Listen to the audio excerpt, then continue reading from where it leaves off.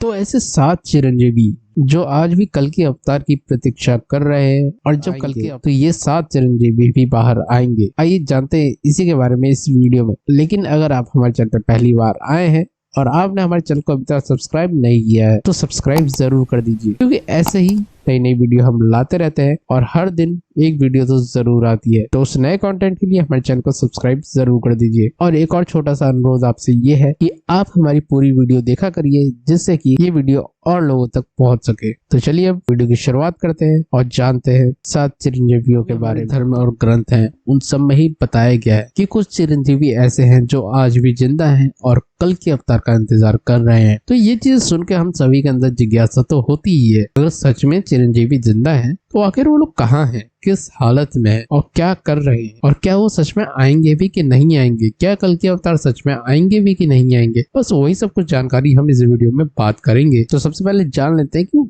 वो चिरंजीवी हैं आखिर कौन कौन। तो सबसे पहले है अश्वत्थामा, फिर बलि, हनुमान जी, विभीषण, कृपाचार्य और परशुराम। यही वो 7 चिरंजीवी है जिनके बारे में आज हम जानेंगे। तो सबसे पहले है इसमें परशुराम जी। तो एक कहानी के अनुसार जब परशुराम जी के पिता उनसे कहते हैं कि तुम अपनी माता का सर उनके धड़ से अलग कर दो अपने फरसे की मदद से, तो बिना सोचे समझे परशुराम जी एक ही झटके में अपनी माता का सिर उनके धड़ से अलग कर देते हैं। उसके बाद महात्मा का क्रोध शांत हो जाता है और वो प्रसन्न हो जाते हैं, और वो प्रसन्न होकर परशुराम जी से कुछ भी मांगने को कहते हैं। फिर वो मांगते हैं कि युद्ध में उनका सामना करने वाला कोई भी ना हो, मैं लंबी आयु प्राप्त करूं। फिर उसके बाद उनको चिरंजीवी होने का वर मिल जाता है। महाभारत काल में उनका निवास महेंद्र पर्वत पे था और कलयुग में भी वो महेंद्र पर्वत पे ही है। भगवान विष्णु के अंतिम अवतार भगवान कल्कि के उपदेशक के रूप में वो पुनः उपस्थित होंगे। तो भगवान परशुराम महेंद्र पर्वत पे रहते हैं और वापस कब नजर आएंगे, जब कल्कि अवतार का जन्म हो जाएगा। और इसके बाद आते हैं असुरों के राजा बलि। असुरों के राजा बलि अपार शक्तियों के मालिक थे। तो एक बार राजा बलि बहुत बड़ा यज्ञ कर रहे होते हैं और ये यज्ञ बहुत सारी असीम शक्तियों को पाने के लिए था। तो जब सभी देवताओं को इस यज्ञ के बारे में पता चलता है तो वो बहुत ज्यादा चिंतित हो जाते हैं। तो उसके बाद भगवान विष्णु के अवतार जो कि वामन अवतार था, वो बलि के पास ब्राह्मण के रूप में दान लेने के लिए पहुंचे। वामन के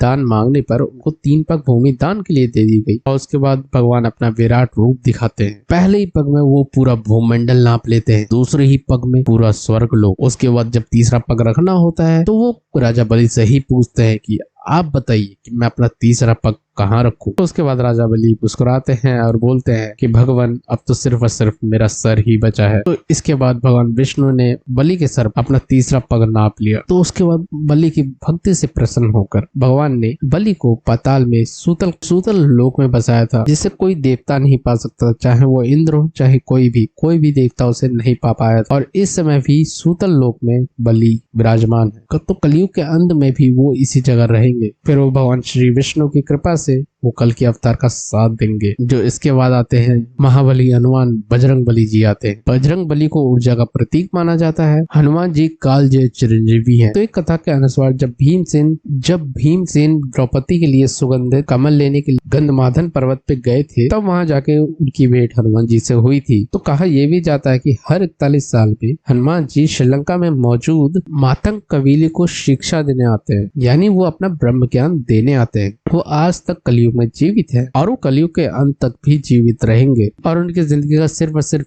एक ही उपदेश है कि वो अपने प्रभु श्री राम से फिर से मिलना चाहते हैं। तो वो पहले श्री राम के रूप में मिले थे, बाद में श्री कृष्ण के रूप में मिले थे, और अब वो कल के अवतार के रूप में मिलना चाहते हैं उनसे। इसके बाद जो आते हैं वो हैं विभीषण। तो विभीषण जो होते हैं वो रावण के छोटे भाई होते हैं और वो अपने भाई के खिलाफ जाकर धर्म का साथ दिया और श्री राम के साथ खड़े रहे। और वो नैतिकता, धर्म और अच्छाई का प्रतीक के रूप में आज भी जिंदा है और वो लोगों के धार्मिक मार्गदर्शन करने के लिए है। और उनके रामायण काल के बाद जीवित होने का प्रमाण हमें महाभारत काल में भी दिखता है। युधिष्ठिर के राजसूय यज्ञ के दौरान सहदेव विभीषण से मिले थे और विभीषण ने सहदेव को उपहार भी दिए थे। तो इस बात से साफ पता चलता है कि अगर वो द्वापर युग में भी जीवित थे तो वो कलयुग में भी जीवित होंगे। इसके बाद आते हैं अश्वत्थामा। तो महाभारत में द्रोणाचार्य पुत्र अश्वत्थामा को श्री कृष्ण से कल्पांत भटकने का श्राप मिला था। और ये श्राप क्यों मिला था उसकी जानकारी हम कभी किसी और वीडियो में बात करेंगे। कोई ये भी कहता है कि वो मध्य प्रदेश के असीगढ़ जिले में आज भी मौजूद है और ये भी कहा जाता है कि वो भगवान श्री कल्कि का इंतजार कर रहे हैं। इसके बाद आते हैं कृपाचार्य। महाभारत में कृपाचार्य को भी अश्वत्थामा की तरह ही अमर बताया गया है। ये कौरवों और पांडवों के कुलगुरु थे और इनकी बहन का नाम कृपी था, जिनका विवाह द्रोणाचार्य कृपाचार्य से हुआ था और उन दोनों से ही अश्वत्थामा का जन्म हुआ था और ये अश्वत्थामा के मामा लगते हैं। तो कृपाचार्य ने कौरवों को साथ देते हुए पांडवों के विरुद्ध युद्ध किया था, लेकिन कृपाचार्य को अमरत्व का वरदान प्राप्त है, इसलिए कृपाचार्य कलयुग के अंत तक रुकेंगे और एक सेनापति होने के नाते वो भगवान कल्कि का साथ भी देंगे। अगले और आखिरी है महर्षि वेदव्यास। वेदव्यास जी ऋषि पराशर और सत्यवती के पुत्र थे। बाद में सत्यवती ने शांतनु से विवाह कर लिया था। वेदव्यास जी ने ही चारों वेद लिखे थे, ऋग्वेद, अथर्ववेद, सामवेद और यजुर्वेद लिखा था और उन्होंने पुराणों की भी रचना की थी। ये कलयुग के अंत तक जीवित रहेंगे ताकि ये भगवान श्री कल्कि के चरित्र के बारे में और उनकी कहानियों को विस्तार रूप से लिख सके। तो हम इस वीडियो में इतना ही रखेंगे। अगर आपको ये वीडियो पसंद आई होगी तो वीडियो को लाइक करिएगा, चैनल को हमारी सब्सक्राइब कर दीजिएगा और आपके क्या विचार है इन सारे ही चिरंजीवियों को लेके उसको कमेंट सेक्शन में जरूर लिखें और अपने विचार जरूर प्रकट करें। साथ ही साथ आप कल्कि अवतार के बारे में और क्या जानना चाहते हैं वो कमेंट सेक्शन में बताएं, तो हम उस पर भी जरूर वीडियो लेके आएंगे। चलिए मिलते हैं अगली वीडियो में। जो भी आपके विचार हो वो कमेंट सेक्शन में जरूर लिखिए और हमारे चैनल को सब्सक्राइब करते रहिए। तब तक के लिए जय श्री कृष्ण।